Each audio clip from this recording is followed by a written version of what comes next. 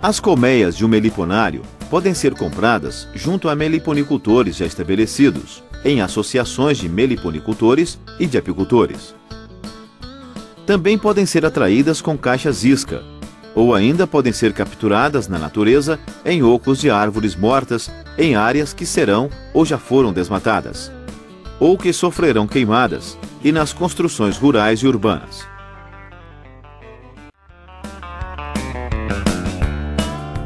Na atração com caixas isca, utiliza-se uma colmeia vazia com as medidas adequadas à espécie a ser atraída. Ela é colocada no meliponário, como nesse exemplo, ou ainda ao lado de uma colmeia natural, durante todo o ano, na expectativa de que, em caso de enxameagem, as abelhas optem por esta nova moradia, o que não é raro. No Eimba-Coaí, várias colônias de jataí, iraí, moça branca e uruçu foram formadas a partir de caixas iscas. A enxameagem de meliponíneos ocorre por falta de espaço na colmeia, quando a população cresce muito, e ocorre lentamente. As operárias avaliam possíveis abrigos durante vários dias. Depois de escolherem, inicia-se a migração de grande número de operárias e de uma rainha jovem. O voo nupcial ocorre a seguir, e as posturas começam em poucos dias. A manda-saia entre 6 e 20 dias, uruçu 6 dias, jandaíra 16, manduri 30 e jataí entre 5 e 6 dias.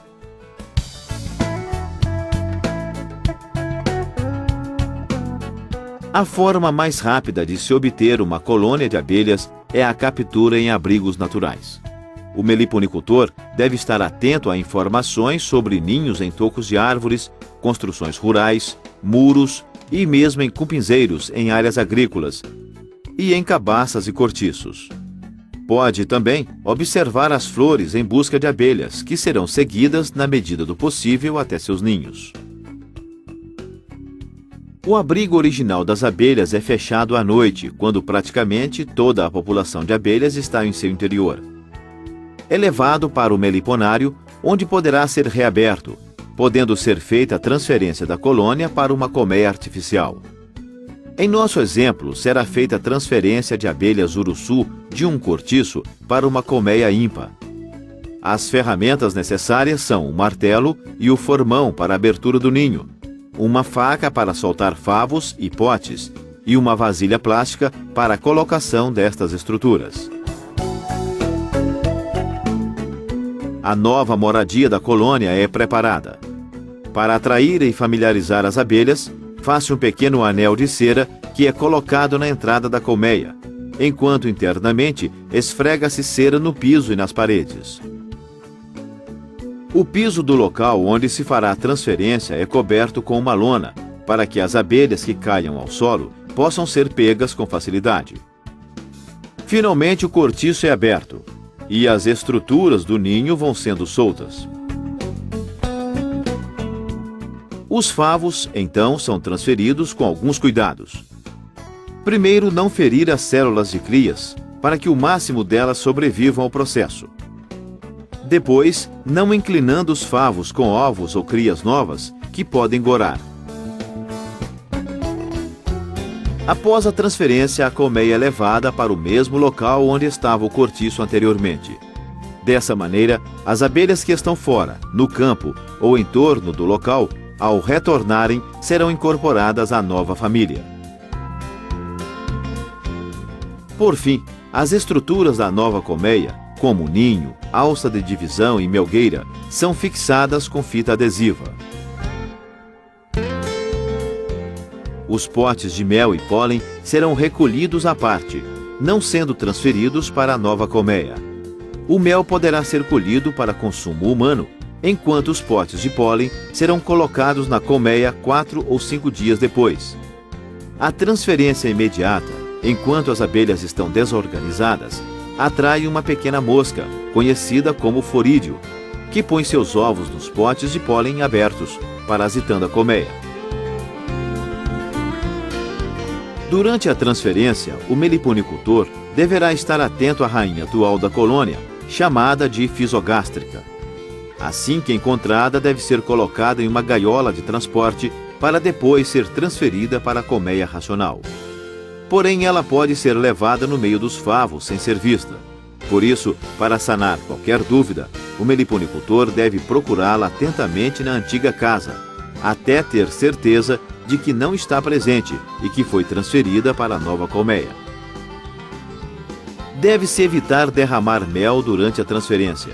O mel derramado atrai o ataque de abelhas de outras colmeias, fazendo com que ocorram verdadeiras batalhas com grande número de abelhas mortas. Caso o mel se derrame, deve-se limpar a lona com um pano úmido.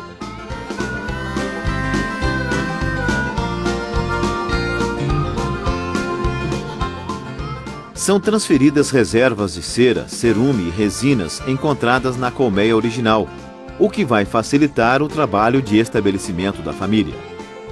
Antes de fechar a nova colmeia, é colocado um pedaço de plástico sobre a melgueira com as mesmas medidas da tampa, com o objetivo de evitar que o invólucro e outras estruturas do ninho grudem na tampa. Logo após a transferência, as abelhas estão desorganizadas e as estruturas do ninho danificadas. Será preciso fazer um manejo inicial específico. O primeiro deles é a alimentação artificial. Prepara-se uma solução contendo 50% de água, 50% de açúcar, que são fervidos por 1 ou 2 minutos, formando um xarope, ao qual são acrescidas algumas gotas de baunilha. Também podem ser usadas folhas de capim-cidreira, colocadas no xarope enquanto ferve. A baunilha e o capim-cidreira dão um odor natural ao alimento. O xarope pode ser mantido em uma garrafa limpa por até uma semana, em geladeira, sendo usado pouco a pouco. Para ser consumido pelas abelhas, é colocado em um alimentador, constituído por uma bacia plástica que tem em seu interior um pedaço de tela plástica, sobre a qual as abelhas pousam sem se afogar na solução. O alimentador é colocado na melgueira, no interior da colmeia, e será verificado e completado a cada 2 dias. Após a transferência do enxame de um toco para uma caixa racional, nós devemos ter alguns cuidados, principalmente no que diz respeito à não colocação de alimento como pólen. Por quê? Porque senão irá atrair o forídeo. Deverá ser colocada alimentação líquida, por exemplo, mel com água, após o 2º dia da instalação das abelhas, para evitar que nessa desorganização das abelhas penetrem alguns inimigos. Após o 3º dia, você deverá fazer uma revisão, procurando retirar a sujeira ou o lixo que fica, que é decorrente da destruição de alvéolos, e de algumas abelhas mortas também. Então você facilitará a tarefa das abelhas. Decorridos os 6 dias da transferência, você deverá observar principalmente a movimentação das abelhas e já a presença da rainha, se for transferida a rainha fisiogástrica. Se não, se há rainha virgens,